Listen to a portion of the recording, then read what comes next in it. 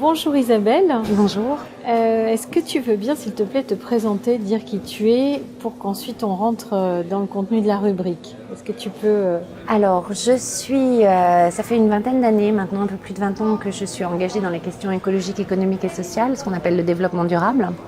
Et j'ai fait pas mal, comme beaucoup d'acteurs dans l'écologie, pas mal de métiers différents. Et je suis notamment auteure, conférencière et je me suis intéressée, après m'être beaucoup intéressée à l'état des lieux que j'ai essayé de communiquer de façon majeure à un public le plus large possible. J'ai notamment travaillé en fait avec Yann Arthus-Bertrand et écrit son film Home.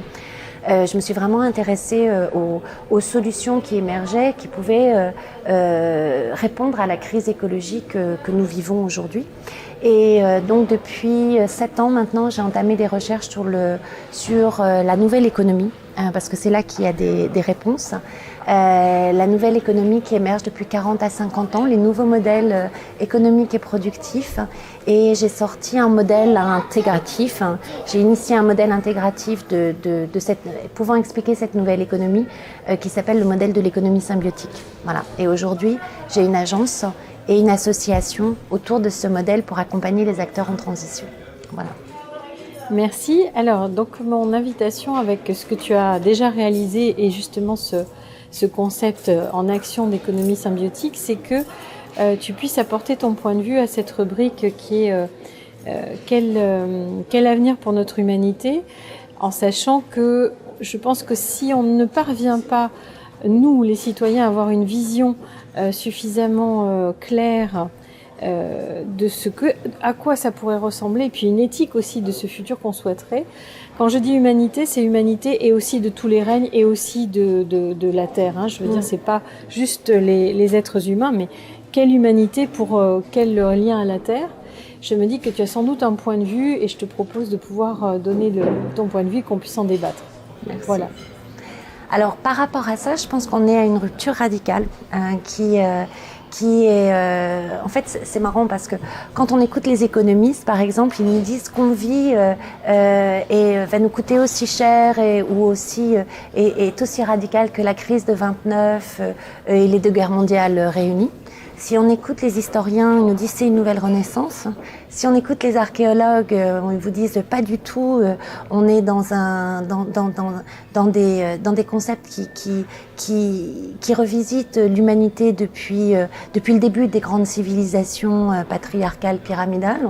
Si on écoute les géologues, ils vous disent on est en train de vivre la 6e crise d'extinction et la dernière c'était le temps des dinosaures, c'est-à-dire il y a 60 millions d'années. Donc moi je pense qu'on est vraiment à une rupture, en effet, à un renouveau de l'humanité aujourd'hui. Enfin, en tout cas, il y a les deux possibilités, c'est-à-dire que je trouve que ça se radicalise vers une humanité qui devient de plus en plus technologique et qui ne croit de plus en plus qu'à la technologie et donc qui continue un peu le mythe prométhéen sur lequel la révolution industrielle s'est fondée. C'est-à-dire l'homme est capable de tout et l'homme est maître de la nature. Hein, c'est les propos de Descartes au XVIIe siècle.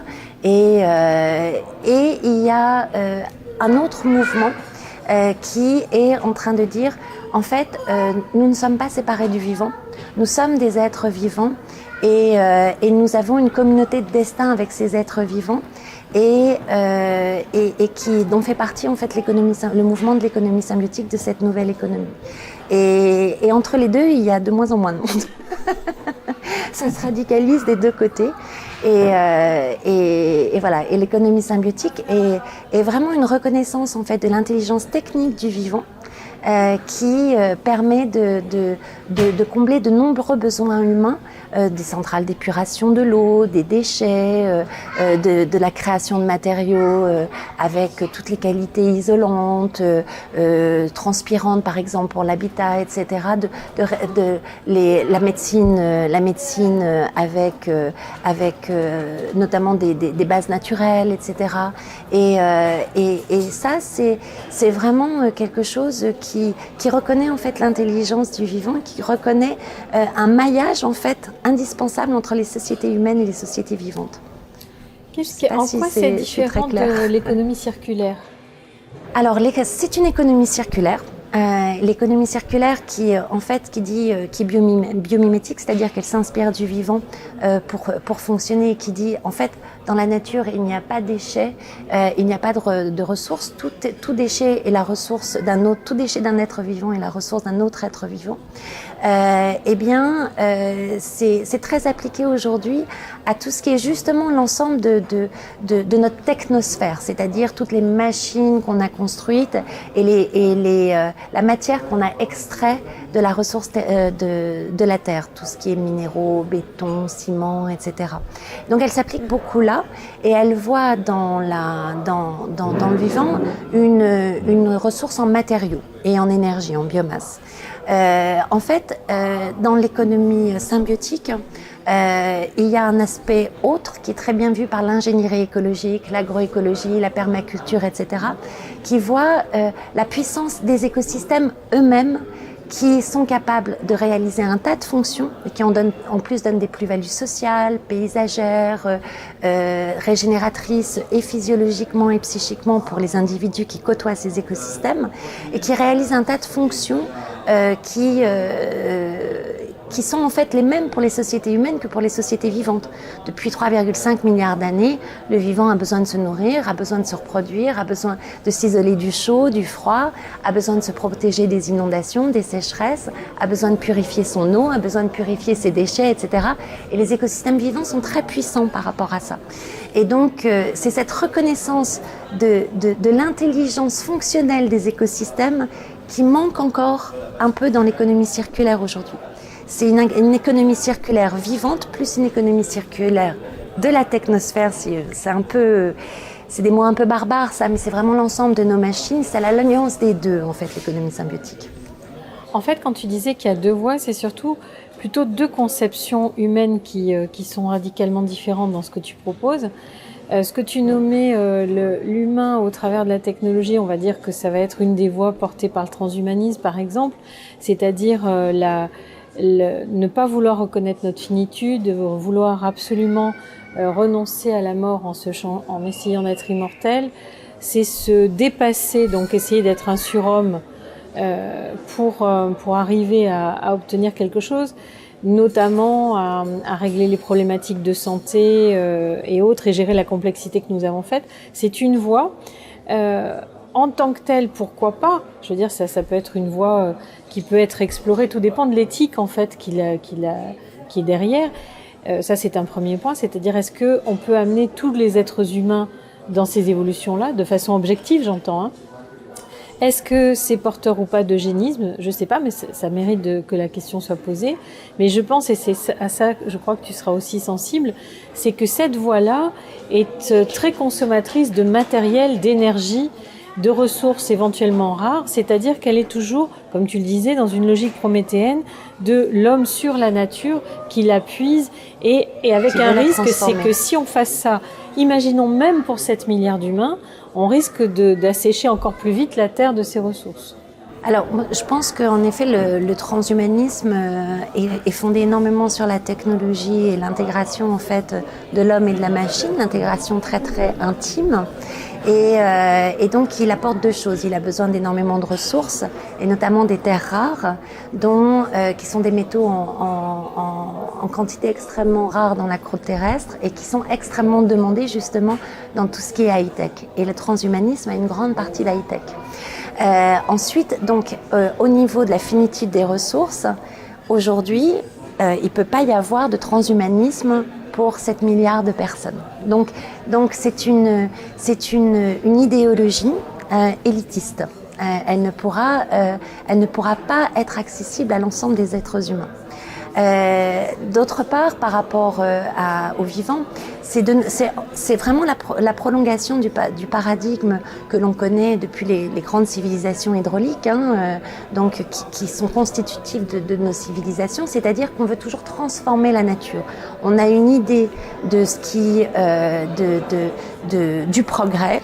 qui est souvent de quelques personnes, parce que quelques personnes qui sont à l'origine de la richesse ou à l'origine qui peuvent capitaliser en fait cette recherche et donc qui projettent leur vision du monde et qui est une vision de transformation de la nature de nouveau, parce que là on transforme la nature humaine et sur ça on a quand même très peu de recul.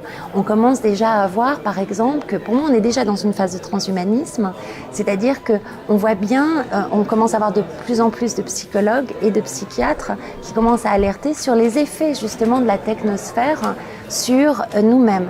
Mais c'est les écrans, c'est la rapidité des images, c'est la rapidité du mouvement qui transforme en fait notre comportement et qui aussi transforme notre capacité de réflexion, parce que on se rend compte que on a besoin au contraire de temps lent pour réfléchir. Or, dans le transhumanisme, on est toujours sur l'action et non pas sur toujours agir, rendre encore plus puissante l'action et beaucoup moins rendre plus puissante en fait la créativité et la réflexion, qui elle a besoin de temps long, de maturation et au contraire qui d'ailleurs est favorisée avec une altérité totale qui est celle du végétal par exemple, du vivant, etc.